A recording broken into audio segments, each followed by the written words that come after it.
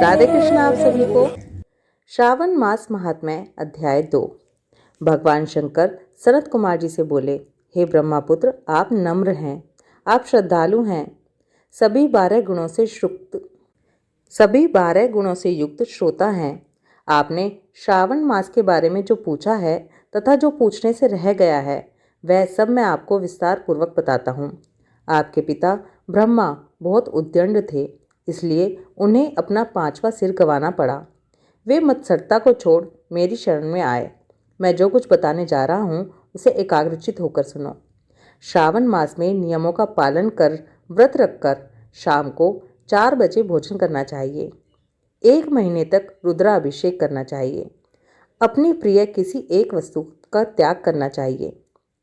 फल, फूल, धान्य, तुलसी की मंजरी युक्त पत्ती और बेल पत्रों से मेरी पूजा करनी चाहिए। कोटिलिंग पूजन करें। ब्राह्मणों को प्रेम पूर्वक भोजन कराएं।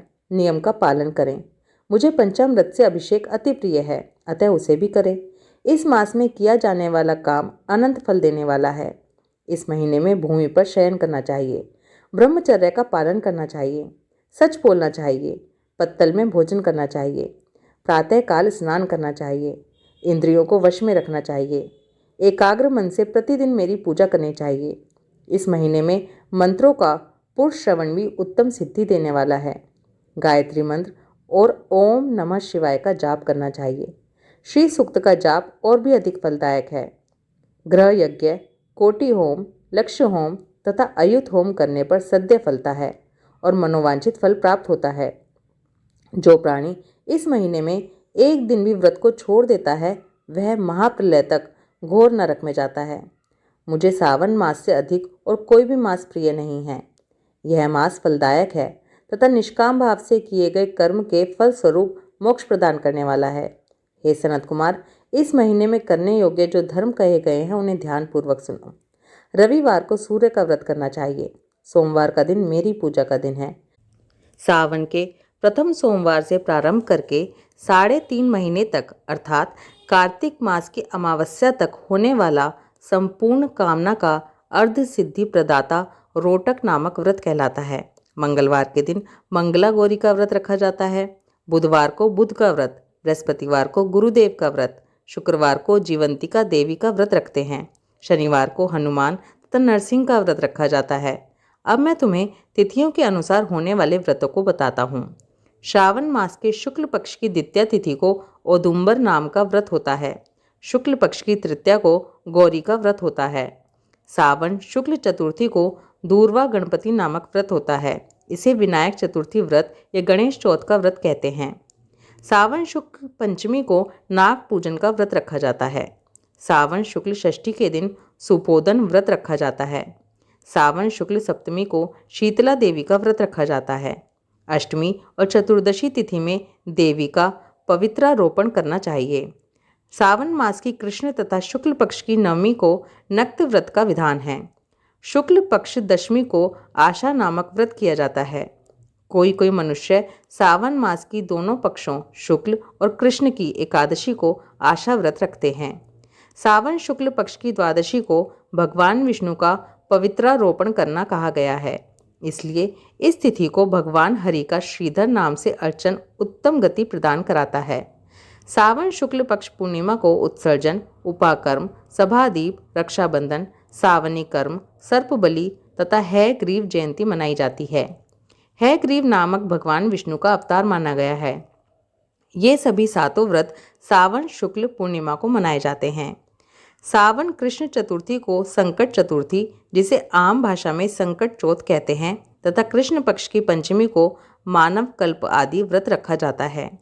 सावन कृष्ण अष्टमी को भगवान श्री विष्णु ने श्री कृष्ण नाम से 16 कलाओं से युक्त अवतार लिया था। उस दिन व्रत तथा महोत्सव मनाया जाता है। सावन मास की अमावस्या के पिठोरा व्रत का विधान है। इस दिन कुशोत उत्पादन करें और वृषभों का पूजन करें। सावन शुक्ल पक्ष की प्रथमा से लेकर समस्त तिथियों के अलग अलग देवी देवता हैं। पहली के अग्नि, द्वितीया के ब्रह्मा, तृतीया तिथि की गौरी, चतुर्थी तिथि के गणेश, पंचमी तिथि के नाग, षष्ठी तिथि के स्कंद, सप्तमी तिथि के सूर्य, अष्टमी तिथि के भगवान शिव, नौमी तिथि की दुर्गा, दशमी तिथि के यम, एकादशी तिथि के विश्वदेव स्वामी हैं। द्वादशी तिथि के श्रीहरि, त्रयोदशी तिथि के कामदेव, चतुर्दशी तिथि के शिव और पूर्णिमा के स्वामी चंद्रमा हैं। अमावस्या के स्वामी पितर हैं। जिस देव की जो तिथि है उस तिथि को उस देव की पूजा अर्चना करनी चाहिए। इस सावन मास में प्राय अगस्त्य नक्षत्र का उदय होता है। सिंह राशि पर सूर्य के संक्रमण के दिन से 12:40 बीत जाने पर अगस्त्य नक्षत्र का उदय होता है। अगस्त्य ऋषि को 7 दिन पहले से ही अर्घ्य देना शुरू कर दें। 12 महीनों में सूर्य भगवान अलग अलग नाम से प्रज्वलित होते हैं। सावन मास में गर्भास्त्र नाम से प्रज्वलित होते हैं, इसलिए सावन मास में भक्ति पूर्वक सूर्य देव का पूजन करना चाहिए। सावन मास में साग का त्याग करना चाहिए। भादों में दही, अश्विन में दूध और कार्तिक में दाल का त्याग करना चाहिए। यदि कोई भक्त ये संपूर्ण विधान करने में समर्थ हो तो उसे सभी मनोवांछित फलों की प्राप्ति होती है। हे मुनि श्रेष्ठ, सावन माह में मनाए जाने वाले व्रत और धर्मों का सविस्तार रूप से वर्णन करना कई सौ वर्षों में भी पूरा नहीं हो सकता। भक्तजन मेरे या श्री हरि के प्रत्यर्थ संपूर्ण व्रत करें। मेरे और श्री हरि में कोई भेद नहीं है। मेरे भक्त श्री हरि को प्रिय हैं और श्री हरि के भक्त मुझे प्रिय हैं। जो प्राणी इसमें भेदभाव की कल्पना करते हैं या करेंगे वे नरकगामी होंगे। हे सनत कुमार, आप सावन मास में धर्म का पालन करें। सावन मास महात्म्य अध्याय 2 समाप्त। ओम नमः शिवाय। राधे कृष्णा।